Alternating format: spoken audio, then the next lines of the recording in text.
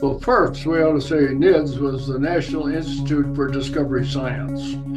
It was set up in 95 by Bob Bigelow. I was the first one to come in. I had just retired the second time from, in that case, Los Alamos National Laboratory, and came here. It was actually set up to study two specific topics. One was life after death, or continuation of consciousness, and the other was UFOs. Now, a lot of that later was subsumed by what you mentioned, Skinwalker Ranch. That was a kind of a target of opportunity that came along and became literally a living laboratory, if you will. First of all, the Skinwalker Ranch. It was never Skinwalker Ranch while Bob had it. That was a name that was attached later. That was just the ranch. And of course, Skinwalker refers to the mythology of the Native Americans that have been around, and that is that there are creatures, very humanoid creatures that shapeshift and whatnot.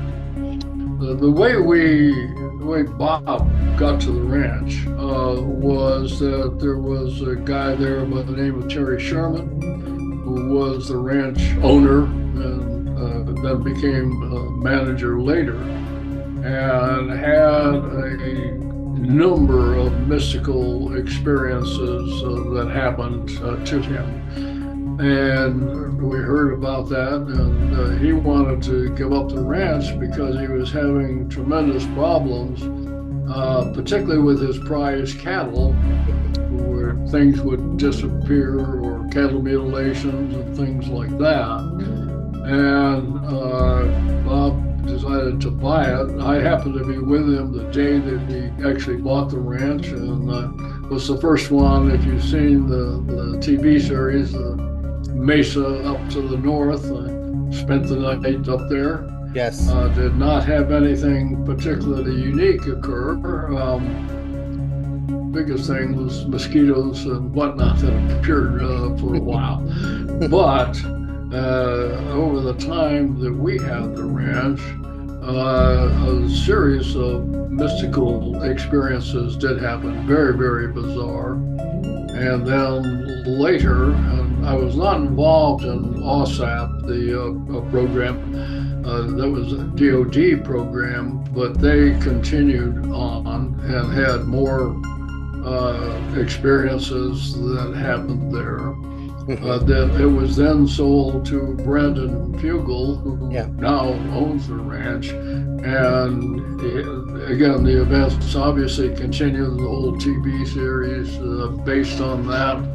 But what he has added is a lot more instrumentation. We had, when NIDS was there, we had put in cameras and having time-lapse photography and doing this 24/7, and then would do analysis on it. Actually had your own encounter there as well, right?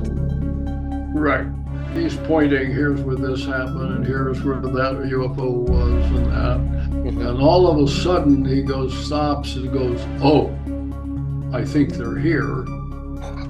And with that, the thing pops into view and zips off, and I saw that. And again, it's the temporal relationship between him saying, I think they're here, and this thing happened. I mean, it was just a very few seconds in the intervening period. But as you know, he has apparitions, like what he calls the lady, that appears and gives him information.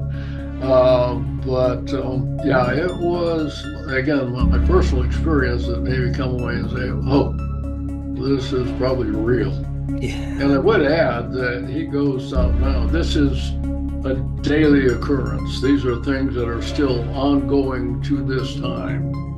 And almost every week I get emails from him with pictures of orbs someplace that's still going. And again, is the mental component to it, that he has some kind of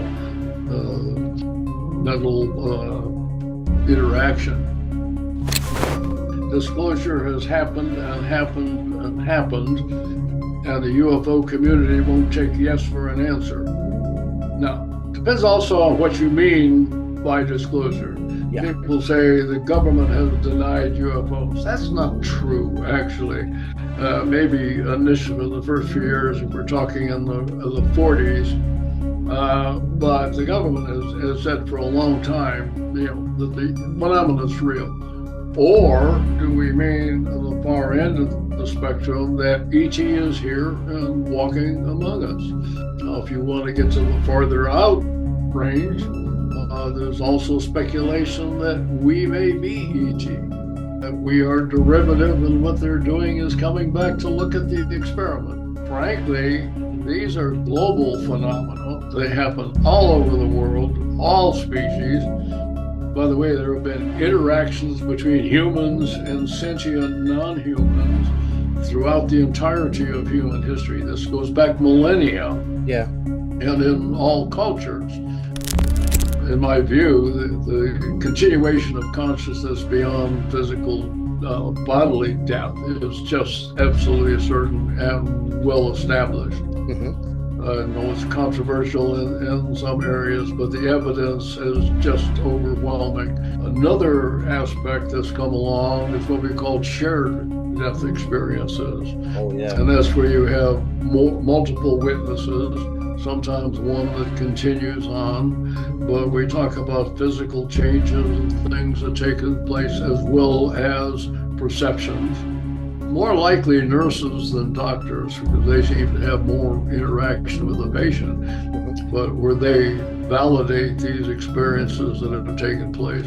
Where it gets really interesting is when the discarnate entity that they are talking to turns out to be a relative or someone that they don't know has died. And yet here they are, sort of a validation of the experience.